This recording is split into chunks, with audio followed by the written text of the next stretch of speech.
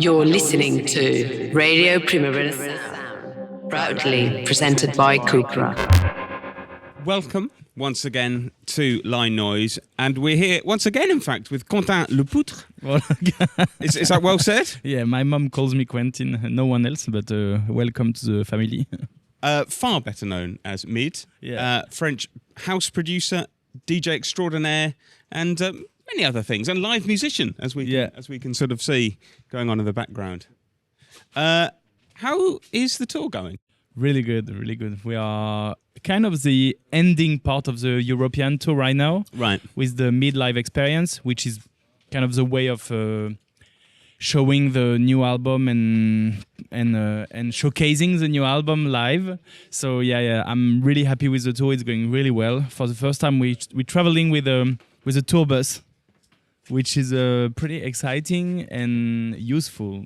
Is it quite rock and roll, or am I just thinking too much of Led Zeppelin? It is in a way, because you have all the team after every show, after every party, all together in a big bus where we all sleep. So there is kind of a summer camp vibe more than rock and roll, but a summer camp can be rock and roll. Yeah. Why is playing live important to you? I mean, you make electronic music, you also DJ a lot, but why is playing live important? It's a way to express myself on stage a bit more precisely, I would say. When I'm DJing, I'm mixing my songs, obviously, my remixes, but also other people's music. When I'm playing live, I'm singing, I'm playing, I'm almost composing on stage. So coming and seeing me on stage is like living really... It's being closer to me than other, it's being closer, yeah. Right. And more intimate too. And also having the whole stage there to express myself above music. You will see it tonight, but right. With like the whole setup and everything, visuals, lights and everything, it extends the lore of Mid. Nice. Yeah. Maybe you've just answered this. I was going to ask, though, what's the best thing about playing live as opposed to DJing, and vice versa? I think in terms of emotions, when you manage to connect with the audience, it's amazing. Something really simple. When you see a crowd singing with you your own songs, that's something. Yes, and it's always a bit emotional. I mean, even like a lot emotional. So that's maybe one of my favorite things. Because you see, when the more and more gigs you're doing and the more the time passes, so the more people listen to the album, the more they know the lyrics of the song and they sing it with me. So that's, you really see an evolution, and I love that. I mean, it's quite a sing-alongable album, I would say. I love like melodies, so yeah, I'm trying. I'm not trying. I'm doing melodies and I'm writing lyrics that are singable. Yeah. What is the song that people are sing along to most? I would say "Song for You" from Right. the new album. Mm-hmm. Yeah, they love to sing it, and we have like a setup for this song, which looks like kind of a karaoke vibe with the lyrics written on the screens. So nice. It's not karaoke, but it can be seen as that. So we last spoke in 2024. In 2025, you unleashed this brilliant new album we're talking about, Midnight. Where do you think it stands in your catalogue? What do you mean? Well, do you think of it as like the light one, the dark one, or do you not think of it? Yeah. Let's say I would say that the club one. Right. But you know, the first album, people say that the summer one. Yeah. This one is named Midnight, and it's more club, it's more dance, it's faster, the kicks are hitting harder. But for me, it's a natural evolution, because I spent like almost 3 years touring, DJing, mostly in clubs. So for me, that was a natural evolution. But yeah, let's say the first one was lights on. This one is lights off. Well, it's funny you say that, because it's definitely a nightclub album. But for me, it's also quite sunshiny, I would say. You know? Yeah, because I am who I am. And when I'm writing, it's like having your own personal font when you write. when you handwrite. It's the same when I'm in studio. I have my own touch, which is always like light and full of sun. I would say. I can say. Yeah. What role do mistakes play in your music? What? Oh yeah, mistakes. I think that's the main exciting thing. You have to adapt as a musician globally, and maybe as an artist. It's like the mistakes are all around and are part of the creation, and that's what makes your music or your art unique. And you have to, if you're trying to be too perfect, and that's what sometimes arrives, like when you see like people who learn like perfectly music, for example, pianists or like flute players, they are so perfect and they want to be so perfect that they don't really manage to have their own style, their own draw, and their own like charisma in their songs. So you really need, I think, like to create like the accident that makes your music more human and more personal, and that's not in perfection where it's like beautiful art. And when you're playing live, how much space is there for improvisation and making mistakes? Like? There is. I mean, if I want to stop the music, if I don't want to sing, if I want to sing quieter or harder, if I want to make a song faster, I can. I mean, I need to be able to adapt to my crowd too, especially as I DJ a lot and I can adapt to my crowd. I needed live to be able to adapt to the crowd too. Talking of mistakes, we were talking a little bit about this before, but you lost your hard drive weeks before the album was due. What happened? I lost my hard drive. Yeah. So that happened, and that was like horrible because, as you know, when you're an artist, you finish your music and then you have to release it and you have plannings.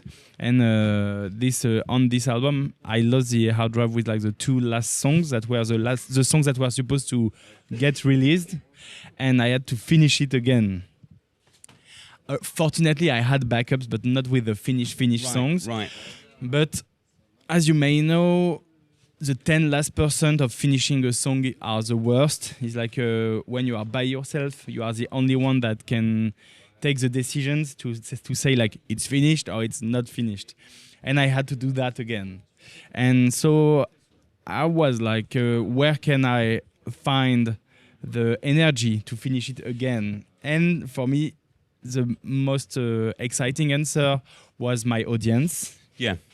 Because they were always there to support me and behind me. And so I decided to put 5 cameras in my studio and stay there 24/7 live on Twitch with my audience watching. And we finished the album like that. 24/7? 24/7. Wow. Yeah. And were people kind of really helpful? Were they kind of like, go mid, go on? They were really helpful. Supporting, but also there was like a phone line where they can call me and give me advice, because the chat on Twitch is like too much of like a text diarrhea. Play Brazil. So people call me, and when they call me, there is something more like serious about it. So they called me and they were like, "Oh, we love this song. Oh, you should maybe try that." And we finished the song all together. Like that was really beautiful. So you took on board their suggestions? Of course. I'm always like open to suggestion globally. And it was also part of the accident. Like if someone was watching at the right moment and have the right advice. And the rule in studio, rule number 1 for musician, always try ideas more than say yes or no before trying it. That's a good rule. Yeah. Be Someone New feels a bit to me like a late 80s rave track, which is music I very much like.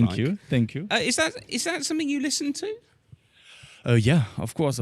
I was really touched by underworld music. Oh.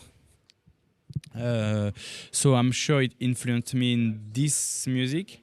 And the way I discovered especially UK music was from electronic music that was pop, for example, that was on MTV, to be simple, like Chemical Brothers, Basement Jaxx, Fatboy Slim. And little by little, I discovered, because it was less popular in France, I would say, I discovered the more like underground scene. It was not underground, but maybe more the trance music and underworld and everything. And it was more adult to me. And so I'm sure, it influenced me in a deeper way. I read that you started The Wizard, one of my favourite songs on the album, as a joke. I said that. I think you did. As a joke. Okay. No. When I think I started it, and I thought that maybe it was a bit too dark for my album, and I went the hardest possible for me, on my opinion, and for my music. And that's really, really interesting, because I thought that people would freak out about this song being too dark and too like techno in a way. And the funny thing is, like, one of the tracks that people love the most, and that was the most popular in UK especially, was on radio and everything. And I was like, and it's when we were talking about like happy accidents, it's exactly that. Like, I'm doing the darkest music possible with no lyrics, no structure, no chorus, and it's going on the radio. I'm like, life is beautiful. Let's talk Todd Edwards. We, like, just before we started rolling, we were doing some outrageous Todd Edwards spotting. I said he sounded like an influence on the album. Yeah. I'm not sure him directly. I'm sure I haven't listened to his music when I was composing, for sure. But he's definitely a legendary link between UK music, electronic music, and French electronic music. So he's maybe the most French touch artist, non-French. But yeah, and we definitely took the same ways of making like UK grooves, romantic, melancholic, and emotional.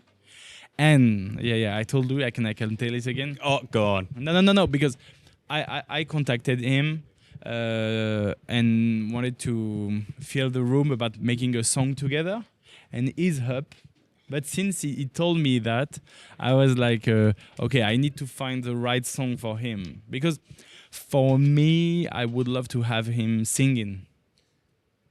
He sings well. He sings so well. He sings really, really well. And he's amazing. He's an amazing DJ and, of course, producer. And I think one of the best remix ever. My favorite remix ever is like a remix from Todd Edwards from Phoenix. That's what we were Todd Edwards spotting about earlier. Yeah, it's amazing. If I Ever Feel Better, it's amazing because he's cutting the lyrics, Phoenix lyrics, and making a new sentence with it. Have you ever tried to do what he does? Like, as in, like, cutting up things really, really short and putting them back together in a million different ways? I'm doing that in a way, sampling, but I'm not really interested in like seeing something and trying to do it exactly the same. Right. It's not really interesting for me in studio, but and especially from him, it's like so specific. Yeah. The way he's arranging chords, and it's like it's his thing. Like it's like for me, it's not. It's like. I'm not in humor, for example. I'm not a big fan of like doing accents. For me, it's a bit the same. It's like if I'm trying to do music like him, it's like doing Todd Edwards accent in like electronic music. So I'm not a big fan. What's next for you? I'm finishing new music now already. I got everything to make music on the road, right? Which is pretty new because most of the time I party a lot and nothing else when I tour. And this time I'm making music at the same time, which is amazing and feels like amazing because it's always like a bit stressful after a long period of tour to come back and be like, oh, what I do now and what's next. So now I have new music almost ready, and I don't have the date, but it will be out this year, like of course on Headbanger Records. Amazing. thank you so much. I believe you've got to go and soundtrack. Exactly. Sound check. Sound check, yeah. But thank you so much. Yeah, I'm really happy we are on the stage. Yes, nice, isn't it? That's your sort of. That's where you go, right? Is that your? That's where you go. That's your VIP section. Oh, nice. Thank you so much. Thank you.